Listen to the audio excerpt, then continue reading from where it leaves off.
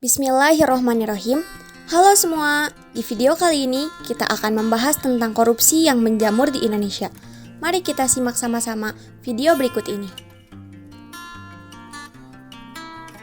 Korupsi masih menjadi masalah serius di banyak negara, tak terkecuali di Indonesia. Berita mengenai penangkapan orang-orang yang terlibat dalam pencurian uang negara tak henti-hentinya memenuhi media. Dari pemerintah daerah hingga pemerintah pusat tak luput dalam jerat korupsi. Tak tanggung-tanggung, nilai kerugian negara akibat kasus korupsi bahkan mencapai triliunan rupiah. Apa itu korupsi? Korupsi dalam Islam disebut rishwah atau suap, sarakoh atau pencurian, al-ghash atau penipuan, khianat, pengkhianatan dengan ancaman akan diberikan hukuman oleh Allah karena merupakan dosa yang besar, dan juga akan dilaknat karena korupsi merupakan hal yang menyebabkan kerusakan. Korupsi merupakan hal yang sering kita dengar di zaman sekarang. Para pelaku korupsi bermacam-macam, mulai dari politikus, pengusaha, dan diri sendiri. Berikut ini beberapa contoh kasus korupsi yang sangat merugikan. 1. Kasus Jiwasraya merupakan kasus korupsi yang menjerat PT Asuransi Jiwasraya yang merugikan negara hingga 13,7 triliun. Namun, setelah dilakukan penyelidikan, akhirnya ditetapkanlah 5 tersangka utama kasus ini. 2. Kasus Bank Senturi merupakan kasus yang sangat merugikan. Pasalnya, dalam kasus ini sebesar 7 triliun negara mengalami kerugian. Kasus ini banyak menyeret beberapa nama besar. Salah satunya Budi Mulya yang kini dipenjara dengan tuntutan 15 tahun penjara. 3. Ada kasus dana bansos. Dalam kasus ini, Menteri Sosial lah yang terseret. Yang dikorupsikan pun tidak tanggung-tanggung, yakni bantuan sosial untuk masyarakat di tengah pandemi, dengan total korupsi sebesar 17 miliar. Dan diduga uang ini ia gunakan untuk menyewa pesawat jet pribadi dan suap untuk pilkada. Seperti yang kita ketahui, semua hal yang terjadi di dunia ini ada sebab dan juga ada akibat. Berikut beberapa penyebab terjadinya korupsi. 1. Sistem penyelenggaraan negara yang keliru. 2. Pejabat yang serakah. 3. Penegakan hukum tidak berjalan. 4. Aparat penegak hukum yang bisa disuap. 5. Pengawasan yang tidak efektif. Dan yang terakhir, tidak ada keteladanan pada para pemimpin. Pertanyaannya, kenapa korupsi dan hal negatif lainnya dilarang oleh Allah? Karena dapat membuat kerusakan besar. Seperti firman Allah dalam Quran Surat An-Nisa ayat 29 yang berbunyi, A'udzu billahi minasyaitonir rajim. Bismillahirrahmanirrahim.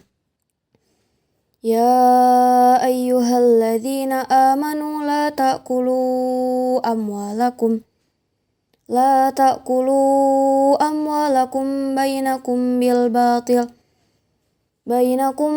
batili illa an takuna tijaratan an taradhim minkum wala taqtulu anfusakum innallaha kana bikum rahima.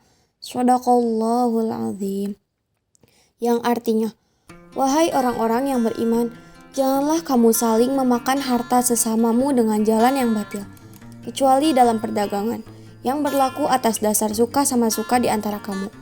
Dan janganlah kamu membunuh dirimu. Sungguh Allah Maha Penyayang kepadamu. Allah juga tidak melarang kita untuk mengadili orang-orang yang berbuat korupsi. Seperti firman Allah dalam Al-Quran Surat Al-Ma'idah ayat 42 yang berbunyi, A'udzu billahi minasyaitonir rajim. Bismillahirrahmanirrahim. Samma'una lil kadhibi akaluna lis-suh. Fa in ja'uka fahkum bainahum aw a'rid anhum. Wa in tu'rid anhum falan yadhurruka syai'a.